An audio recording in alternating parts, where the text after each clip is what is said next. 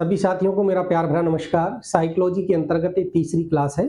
विगत दो क्लासेज में हमने एक क्लास में एनईपी 2020 राष्ट्रीय शिक्षा नीति 2020 को एमसीक्यू के माध्यम से और पीवाईक्यू के द्वारा अच्छे से पढ़ लिया था, डिटेल्स के साथ भी।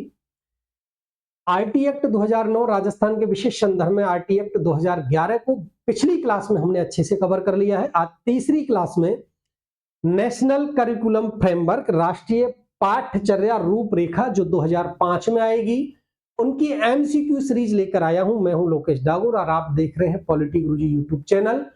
जो भी साथी इस चैनल से जुड़े हैं वो अपने अपने फ्रेंड्स के साथ इस वीडियो को शेयर कर दें, ताकि वो भी जो वीडियो मेरे यूट्यूब चैनल पर आ रही है उनको भी थोड़ा प्रॉफिट मिले। मुझे इसी तरह मोटिवेशन आप प्रदान करें, ज्यादा से ज्यादा साथी वीडियो को देखें। चलते हैं आज की क्लास के पहले प्रश्न की ओर। और पहला प्रश्न ये रहा आपकी स्क्रीन पर। राष्ट्रीय पाठ्यचर्या रूपरेखा को किस वर्ष में प्रस्तावित किया गया? रीट लेवल 2 2022 में इस प्रश्न को पूछा जा चुका है। प्रश्न के साथ साथ थोड़ी सी डिटेल भी डिस्कस करेंगे। देखो, एनसीएफ 2005 नाम से ही पता चल रहा है कि एनसीएफ 2005 राष्ट्रीय पाठ्यचर्या रूपरेखा 2005 है। और ये जो 2005 है तो इसका आंसर तो सीधे ही आपको देखते ही पता चल रहा है कि आंसर नंबर होगा वी। इससे पहले अगर मैं बात करूं तो देखो, प्रोफेसर यशपाल समिति भी कहते हैं इसको, क्योंकि ये जो प्रोफेसर यशपाल थे ना, ये जो एनसीएफ 2005 के लिए कमेटी गठित होगी 1992 में।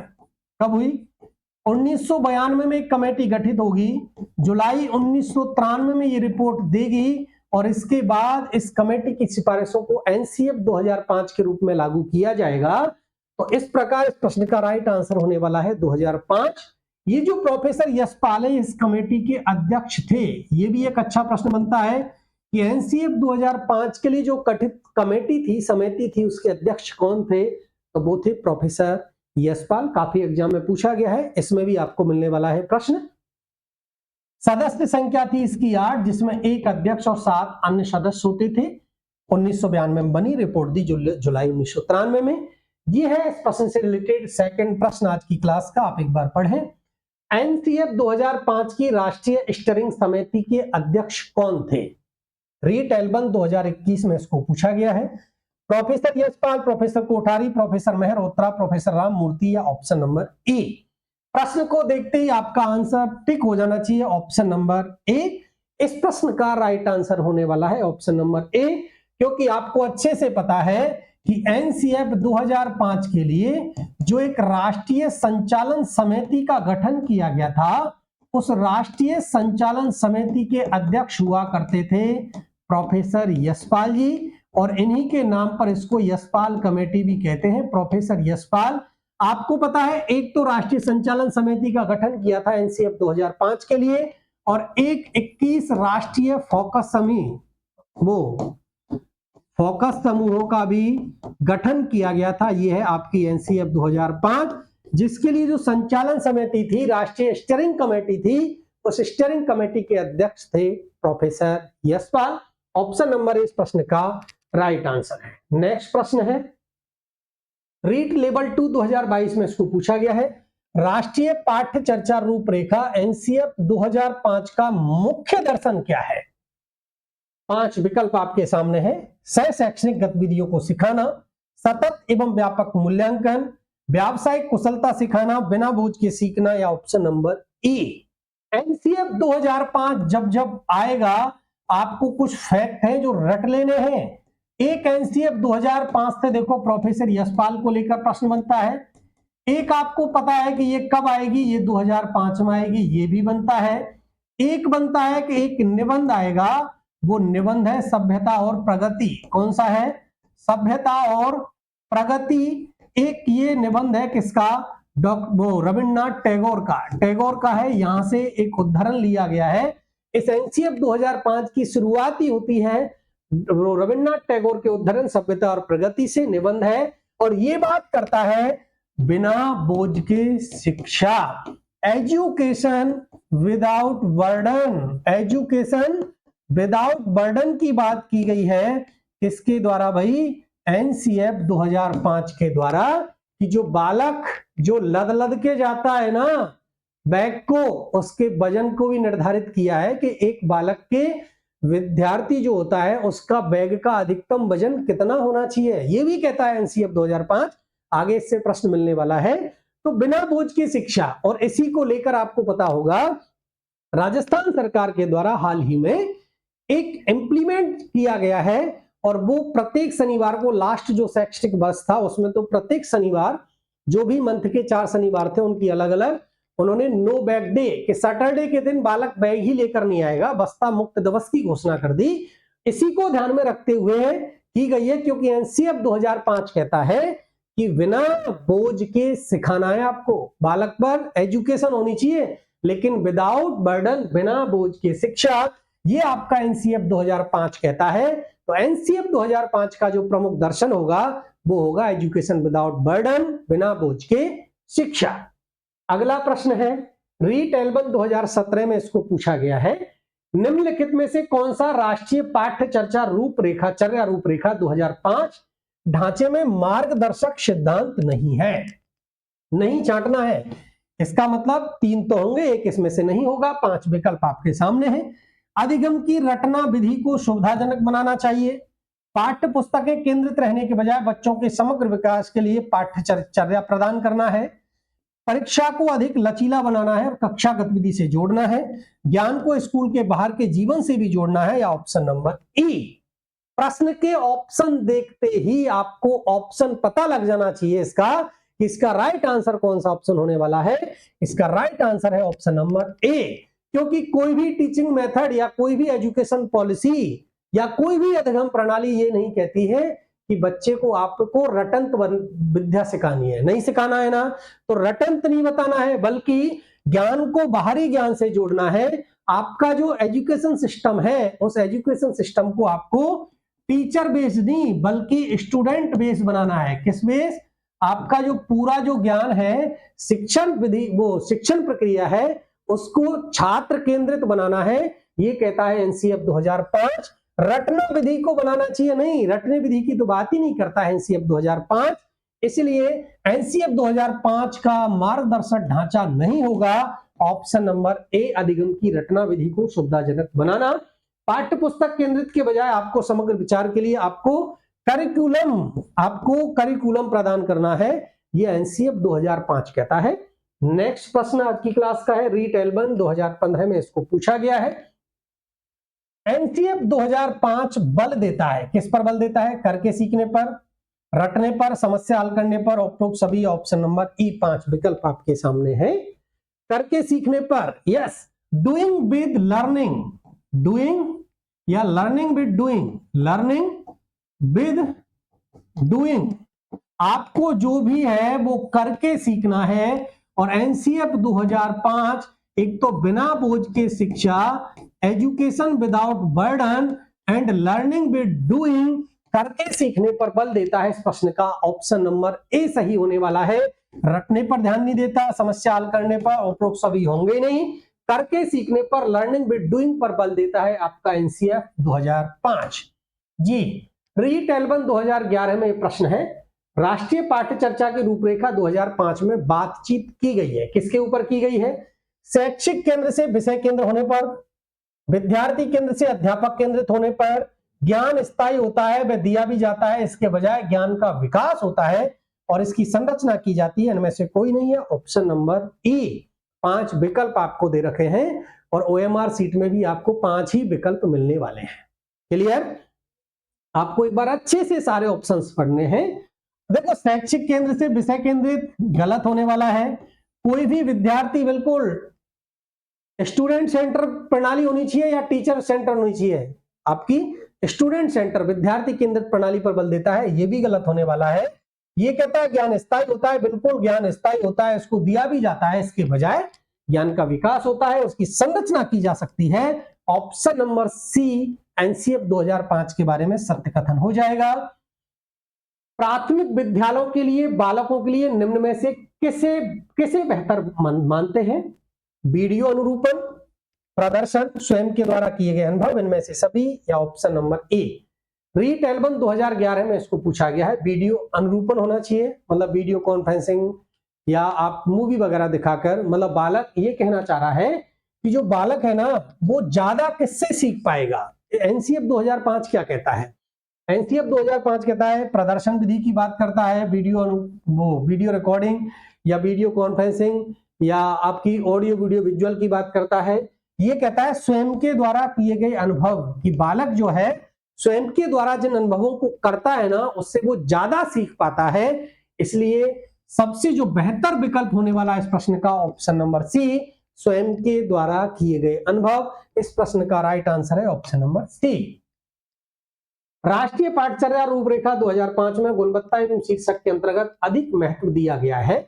रीट L1 2011 में इसको पूछा गया है। भौतिक संसाधनों को, शिक्षित एवं अभिप्रेरित अध्यापकों को, बालकों के लिए ज्ञान के संदर्भ में संरक्षित अनुभवों को, या बालकों के लिए संरक्षित अनुभव एवं पाठ्यक्रम सुधार को, या ऑप्शन नंबर ए। 5 विकल्प आपके सामने हैं।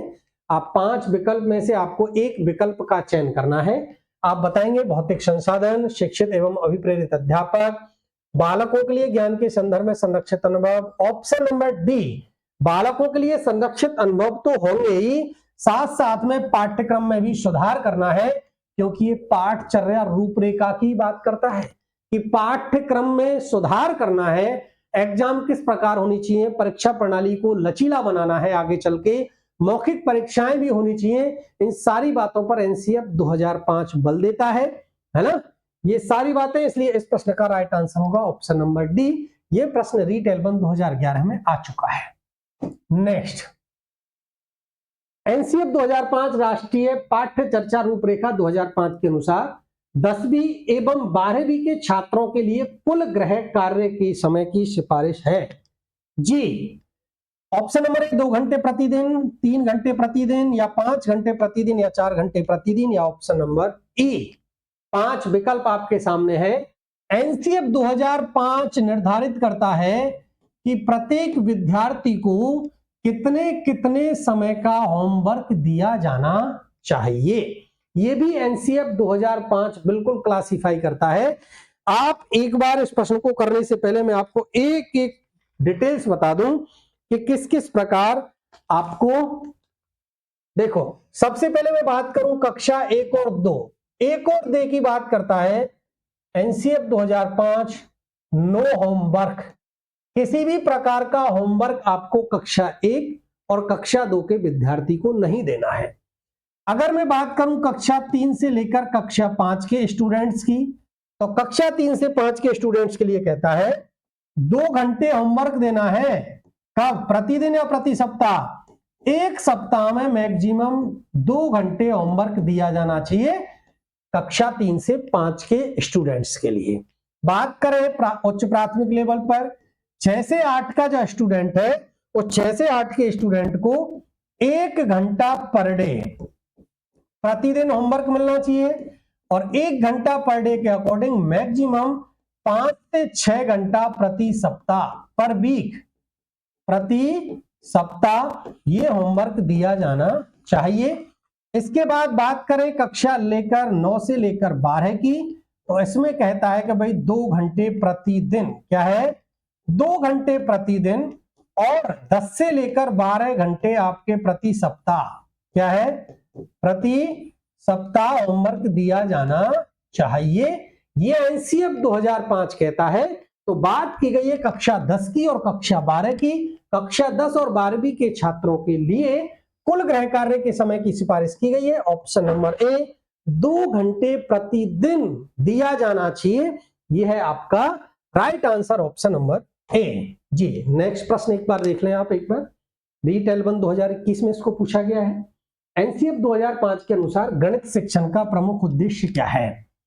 भाई इसमें पूछा है कि एनसीएफ 2005 क्या कहता है कि जो आपकी टीचिंग है, कौन सी? मैथ टीचिंग, मैथ की जो टीचिंग है उस शिक्षण का एम क्या है, मुख्य उद्देश्य क्या होगा? गणित की विषय वस्तु हो सकती है, कक्षा कक्ष का अधिगम हो सकता है, शिक्षकों का प्रशिक्षण हो सकता है, या बालक के चिंतन का गणितीकरण हो सकता है, या ऑप्शन नंबर ई। क्या बात है भाई, कौन सा ऑप्शन सही होगा? आप एक बार अच्छे से पढ़ें। जी, गणित की विषय वस्तु पढ़ाई जानी चाहिए, ये हो सकता है क्या गणित शिक्षण का प्रमुख उद्देश्य?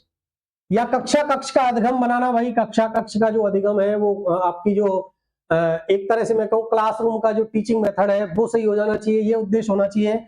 या टीचर्स को ट्रेनिंग प्रोवाइड करानी चाहिए, ये मैथ के टीचिंग का एम हो सकता है। या बालक के चिंतन का गणितीकरण। यस, ऑप्शन नंबर डी इस प्रश्न का राइट आंसर होने वाला है, क्योंकि जो टीचिंग है ना मैथ की, वो कहती है कि बच्चे की जो थॉट प्रोसेस है, क्या है?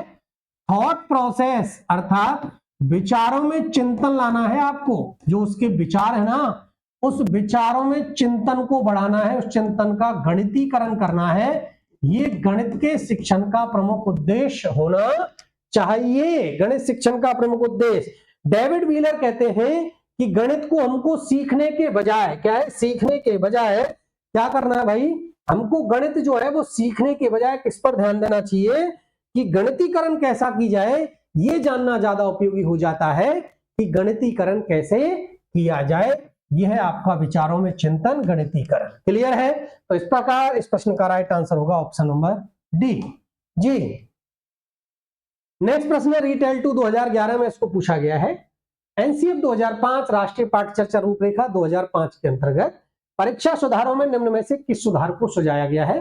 खुली पुस्तक परीक्षा की बात करता है, या सामूहिक कार्य मूल्यांकन की बात की गई है, या सतत एवं व्यापक मूल्यांकन की बात की गई है, या इनमें से सभी, या ऑप्शन नंबर ए? आप एक बार बताएं, खुली पुस्तक परीक्षा की बात करता है एनसीएफ 2005, या सामूहिक कार्य मूल्यांकन की बात करता है, या सतत एवं व्यापक मूल्यांकन की बात करता है एनसीएफ 2005? जी देखो, एनसीएफ 2005 कहता है खुली पुस्तक परीक्षा, बिल्कुल खुली पुस्तक परीक्षा होनी चाहिए। क्लियर? सामूहिक कार्य मूल्यांकन होना चाहिए, ये सामूहिक कार्य मूल्यांकन की बात करता है। परीक्षा में लचीलेपन की बात करता है, परीक्षा में लचीलेपन की बात करता है। मौखिक परीक्षा की भी बात करता है, किसकी बात करता है? मौखिक परीक्षा की भी बात करता है। और अंक के बजाय ग्रेडिंग प्रणाली की बात करता है, किसकी बात करता है? एनसीएफ 2005 अंक देने के बजाय उसकी ग्रेडिंग प्रणाली की बात करता है। इस प्रकार ऑप्शन नंबर डी इनमें से सभी सतत एवं व्यापक मूल्यांकन, सामूहिक कार्य मूल्यांकन, खुली पुस्तक परीक्षा, मौखिक परीक्षा, इन सब की बात करता है एनसीएफ 2005। जी, एनसीएफ 2005 का प्रस्ताव है कि मूल्यांकन प्रणाली आधारित होनी चाहिए। अभी मैंने बताया था आपको कि एनसीएफ 2005 बताओ अंक एवं ग्रेड दोनों की बात करता है, या अंक की बात करता है, ग्रेड की बात करता है, या इनमें से कोई नहीं? ऑप्शन नंबर ई। अभी हमने बात की, देखो खुली पुस्तक, वो खुली परीक्षा की बात करता है, सतत एवं व्यापक मूल्यांकन की बात करता है, मौखिक परीक्षा की बात करता है, सतत एवं व्यापक मूल्यांकन की भी बात करता है, और परीक्षा प्रणाली में लचीलेपन की भी बात करता है। कौन? एनसीएफ 2005। और साथ में बात करता है कि बालक को अंक नहीं बल्कि क्या देना चाहिए? हमको ग्रेड देनी चाहिए, ये बात करता है NCF 2005। Option number B, grade पर। तो एनसीएफ 2005 मूल्यांकन प्रणाली किस पर आधारित होनी चाहिए? ग्रेड पर होनी चाहिए। इस प्रश्न का राइट आंसर होगा ऑप्शन नंबर बी। जी, रीट एल्बम 2011 में एक प्रश्न है कि निःशक्त बालकों की शिक्षा के लिए प्रावधान किया जा सकता है समाकलन द्वारा, मुख्य धारा में डालकर, समावेशी शिक्षा के द्वारा, या इनमें से कोई नहीं? या ऑप्शन नंबर ई अनुत्तरित प्रश्न। आपको पांचों विकल्प है, 5 विकल्प में से एक प्रश्न का चयन करना है। निःशक्त बालकों की बात की है, CWSN, child with special need, अर्थात विशेष बालक। अब वो विशेष बालक किसी प्रकार से हो सकते हैं, आपको पता होना चाहिए। विशेष बालकों की बात कर रहा, अर्थात वो वंचित भी हो सकते हैं, शैक्षिक दृष्टि से पिछड़ापन भी हो सकता है, उनमें वंचित हो सकते हैं, या वो पिछड़े बालक हो सकते हैं। इन सबको किस प्रकार की शिक्षा प्रदान की जाए, कि प्रावधान किस प्रकार की शिक्षा का करना है? समाकलन द्वारा, मुख्य धारा में डालकर, समावेशी शिक्षा। ऑप्शन नंबर बी, समावेशी शिक्षा के द्वारा इन बालकों की शिक्षा का प्रावधान किया जा सकता है। और समावेशी शिक्षा कौन सी होती है? समावेशी शिक्षा उस शिक्षा को कहते हैं जिसमें आप विशेष बालकों को, क्या बात है, विशेष बालकों को सामान्य बालकों के साथ, जो भी विशेष बालक हैं वो पिछड़े हो सकते हैं, वो शैक्षिक रूप से पिछड़े हो सकते हैं, वो किसी प्रकार से निःशक्त हो सकते हैं, उनको सामान्य बालकों के साथ एक ही कक्षा कक्ष में अधिगम कराना चाहिए। एक ही कक्षा कक्ष में मतलब सभी को एक साथ पढ़ाना लिखाना चाहिए, ये कहती है आपकी समावेशी शिक्षा। तो निशक्त लोगों को, निशक्त जो बालक हैं, सॉरी लोग नहीं, निशक्त जो बालक हैं आपके, उन बालकों को किसके साथ, साधारण बालकों को समावेशी शिक्षा के द्वारा हम शैक्षिक पिछड़ेपन को दूर कर सकते हैं। ऑप्शन नंबर सी इस प्रश्न का राइट आंसर हो जाएगा जी। एनसीएफ 2005 का आदर्श वाक्य क्या है? अभी आया था, शिक्षा बना बूझ के, सब बढ़े सब पढ़े, सबका साथ सबका विकास, या ऑप्शन नंबर डी इनमें से कोई नहीं। ऑप्शन नंबर ई आप अच्छे से एक